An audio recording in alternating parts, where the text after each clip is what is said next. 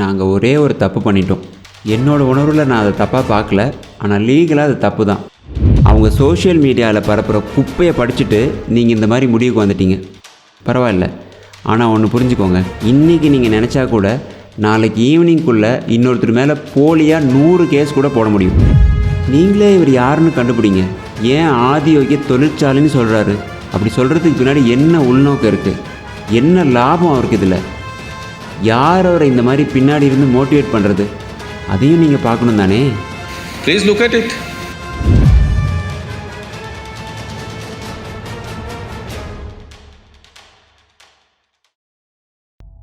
பெரும்பாலான ஈஷா ஃபவுண்டேஷனோட கட்டிடங்கள் யானைகள் வழித்தடத்தில் இருக்குது. இது தேசிய பசுமை தீர்ப்பாயமும் உயர்நீதிமன்றமும் உறுதி செஞ்சுருக்காங்க, அனுமதி இல்லாமல் தான் கட்டப்பட்டிருக்குன்னு. இது நம்ம சட்டத்துக்கும் காட்டில் வாழ்கிற உயிரினங்களுக்கும் புறமானது தானே. இதுக்கு நீங்கள் என்ன பதில் வச்சுருக்கீங்க? Now we'll do one thing.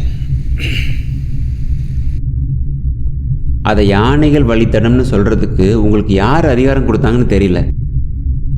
இருங்க என்னை முழுசாக சொல்ல விடுங்க. தமிழ்நாடு ஃபாரஸ்ட் டிபார்ட்மெண்ட் கிளியராக ஹைகோர்ட்டில் சமர்ப்பிச்சிருக்காங்க இது எலிஃபண்ட் காரிடார் இல்லைன்னு. Wildlife Trust of India கிளியராக தேசிய பசுமை தீர்ப்பாயத்துக்கிட்ட வழிகாட்டியிருக்காங்க இது எலிஃபண்ட் காரிடார் இல்லைன்னு. வேர்ல்டு வைல்ட் லைஃப் ஃபண்டும் கிளியராக இது எலிஃபண்ட் காரிடார் இல்லைன்னு சொல்லிட்டாங்க. ஆனால் நீங்கள் மட்டும் இது எலிஃபண்ட் காரிடார்னு சொல்லிக்கிட்டே இருக்கீங்க. இவ்வளோ சொல்லியும் உங்களுக்கு புரியலன்னா இப்போவே நாம் வைல்ட் லைஃப் ட்ரஸ்ட் ஆஃப் இந்தியாவோட மேப்பை பார்க்கலாம். இதில் எது எலிஃபண்ட் காரிடார் எது எலிஃபண்ட் காரிடார் இல்லைன்னு தெளிவாக இருக்குது. ஈஷாவில் நாம் இருக்கிற இடத்துலேருந்து 100 கிலோமீட்டர் வரைக்கும் கூட எந்த எலிஃபண்ட் காரிடாரும் இல்லை. உங்கள் மொபைல் எடுத்து இப்போவே மேப்பை போட்டு பார்த்துக்கலாம். நீங்கள் நீதித்துறையில் வழக்கறிஞராக வரப்போகிற நீங்கள் முதல்ல நீங்கள் பேசுகிறது ஆதாரபூர்வமான உண்மையான சரி பார்த்துக்கணும். சரியா? யார் இப்படி வதந்தியை பரப்புகிறாங்கன்னு எனக்கு தெரியும். சில போலியான போராளிகள் இந்த மாதிரி தொடர்ந்து விளம்பரப்படுத்திக்கிட்டே இருக்காங்க. அவங்க சோஷியல் மீடியாவில் பரப்புகிற குப்பையை படிச்சுட்டு நீங்கள் இந்த மாதிரி முடிவுக்கு வந்துட்டீங்க. பரவாயில்ல, ஆனால் ஒன்று புரிஞ்சுக்கோங்க, இன்றைக்கி நீங்கள் நினச்சா கூட நாளைக்கு ஈவினிங்குள்ளே இன்னொருத்தர் மேலே போலியாக 100 கேஸ் கூட போட முடியும், விதவிதமாக. அப்புறம் அது அவரோட தலைவலி. அடுத்த 20 வருஷத்தில் எப்படி அதுலேருந்து வெளில வர்றதுங்கிறது. இந்த மாதிரியான சட்டம் இருக்கிற நாட்டில் தான் நம்ம வாழ்ந்துட்டுருக்கோம். தயவு செஞ்சு புரிஞ்சுக்கோங்க இதை. ஸோ எவ்வளோ கேஸ் ஒருத்தர் மேலே இருக்குங்கிறது ஒரு அளவுகோலே இல்லை. தொடர்ந்து நான் காட்டையெல்லாம் அழிச்சிட்டேன்னு குற்றம் சாட்டுறாங்க. எந்த காட்டை சொல்கிறீங்க? எங்கே இருந்துச்சு அது? மேப்பில் காமிங்க பார்க்கலாம். அப்படி ஒரு ஃபாரஸ்ட்டே இல்லை. ஆதாரத்தை காமிங்கன்னதும் இப்போ அமைதியாயிட்டாங்க. அதுக்கப்புறம் நான் காட்டை ஆக்கிரமிச்சிட்டேன்னு சொல்ல ஆரம்பித்தாங்க. அதையும் வனத்துறை அதிகாரிகள் தமிழ்நாட்டில் இருந்து மட்டும் இல்லை, மத்திய அரசு அதிகாரிகளும் நேரில் பார்த்து சர்வே பண்ணி ஒரு துண்டு இடம் கூட ஆக்கிரமிப்பு நடக்கலைன்னு சொல்லிட்டாங்க. இருந்தாலும் ஊடகத்தில் தொடர்ந்து அதையே எழுதுகிறாங்க. இப்போ நான் சொல்கிறேன், உங்களுக்கு நிஜமாகவே உண்மையை தெரிஞ்சுக்கணும்னு ஆர்வம்னா நீங்கள் ஒரு 10-15 பேர் கேமராவோட வாங்க. எல்லா மேப்பையும் தரேன். Survey map, revenue map, forest map, எல்லாமே உங்களுக்கு முழு சுதந்திரம் தரேன். உங்கள் விருப்பப்படி சர்வே பண்ணிக்கலாம். சரியா? If 1 inch, 1 இன்ச், 1 ஏக்கர் சொல்லலை, 1 இன்ச் ஃபாரஸ்ட் லேண்டை எடுத்திருந்தா கூட நான் இந்த நாட்டை விட்டே போயிடுறேன். நீங்கள் மறுபடியும் என்னை பார்க்க மாட்டீங்க. போதுமா உங்களுக்கு?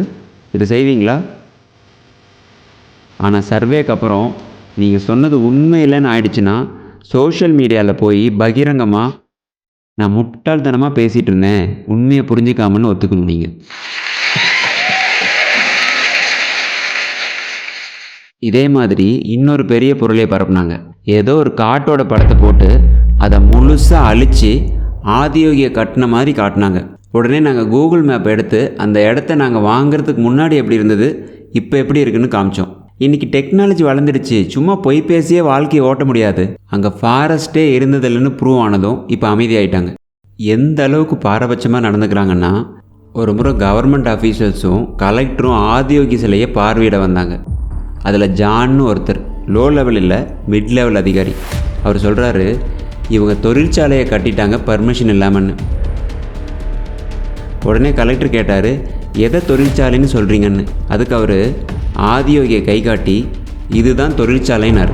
கலெக்டர் ஷாக் ஆகி, இது கடவுள் சிலைங்க, சிலை எழுப்புறோன்னு பர்மிஷன் வாங்கி தான் பண்ணியிருக்காங்கன்னாரு. இல்லை என்னை பொறுத்த வரைக்கும் இது ஃபேக்ட்ரி ஷெட் தான். உள்ளே மெட்டல் யூஸ் பண்ணியிருக்காங்க, வெளியிலையும் மெட்டல் கோட்டிங் இருக்குது, அதனால் இது ஃபேக்ட்ரி ஷெட் தாங்கிறாரு. நீங்களே ஆதியோகியை பாருங்கள், இந்த சிலை கின்னஸ் ரெக்கார்டில் வந்திருக்கு, உலகத்திலே மிகப்பெரிய முகம்னு.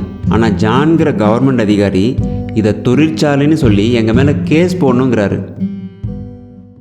நீங்களே இவர் யாருன்னு கண்டுபிடிங்க. ஏன் ஆதியோகிய தொழிற்சாலைன்னு சொல்கிறாரு? அப்படி சொல்கிறதுக்கு பின்னாடி என்ன உள்நோக்கம் இருக்குது? என்ன லாபம் அவருக்கு இதில்? யார் அவரை இந்த மாதிரி பின்னாடி இருந்து மோட்டிவேட் பண்ணுறது? அதையும் நீங்கள் பார்க்கணும் தானே. Please look at it. நாங்கள் ஒரே ஒரு தப்பு பண்ணிட்டோம்.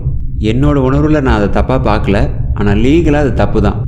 ஏன்னா இந்த நாட்டில் எல்லாமே மதம் சார்ந்ததாக ஆயிடுச்சு. வேற்று மதத்தை சேர்ந்த ஒரு கவர்மெண்ட் ஆஃபீஸர் அந்த இடத்துல உட்காந்துக்கிட்டு நோ அப்ஜெக்ஷன் சர்டிஃபிகேட் தரல.